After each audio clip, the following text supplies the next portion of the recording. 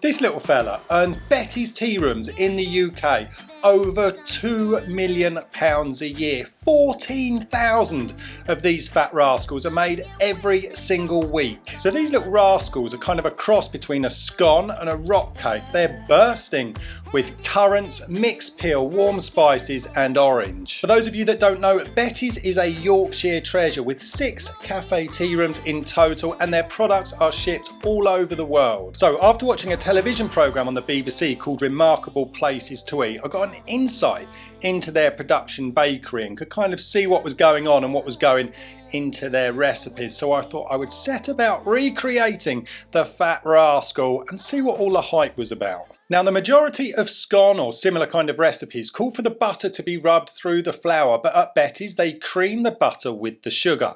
So in my bowl I'm fluffing up 150 grams of unsalted butter with an electric whisk. Now, Betty's recipe doesn't use white sugar, so in goes 80 grams of brown sugar, and I'm going to cream this together for a couple of minutes. And don't forget, the full recipe will be listed in the video description.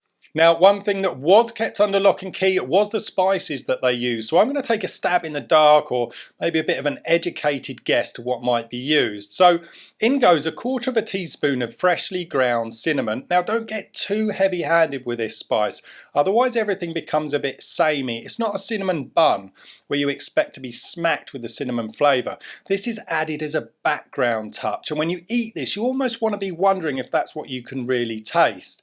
And then I'm going to follow it up by finely grating just a touch of nutmeg. Again, not too much. Now, most recipes I've seen call for zested orange and lemon, but I'm only going to focus purely on the orange zest for this recipe. It's going to work perfectly with the nutmeg and the cinnamon, and it doesn't need the lemon to shine.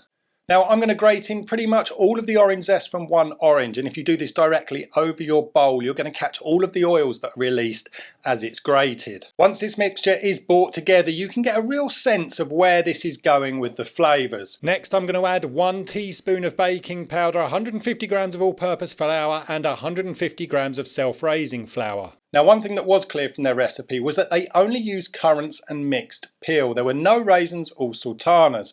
So I'm using 75 grams of mixed peel and 75 grams of these amazing little currants that come from Corinth here in Greece. And don't forget to add a pinch of salt before giving everything a quick mix. Now, in go 2 whole medium-sized eggs, followed by a relaxed but thorough mix with a spoon. Now, this mixture felt just a little bit tight, so I used a touch of cream to loosen it slightly. There's no need to over mix this, keep an eye on it, and when you can see everything is well incorporated and it comes together and binds, we're ready to shape. So Betty's Fat Rascals were a good size, and my mix weighs 800 grams, so I reckon 160 gram portions is going to be generous, but it's not going to stop you coming back for seconds. Now, this is where I may differ a touch from Betty's method. It looked as though their rascals were quite compact after shaping, and I'm going to be a little bit lighter when I shape these.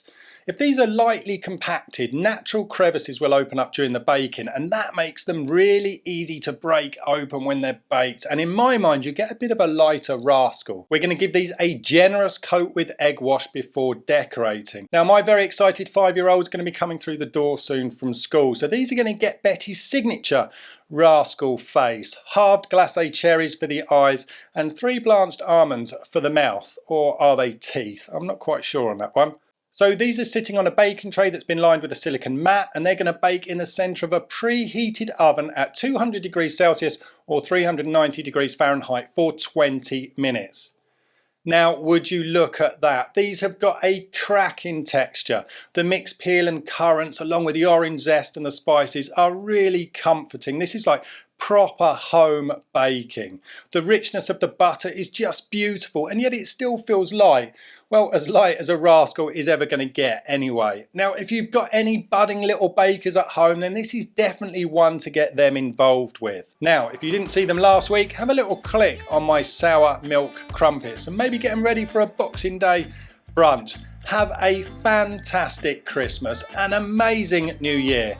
I'll see you again very soon. Stay tuned.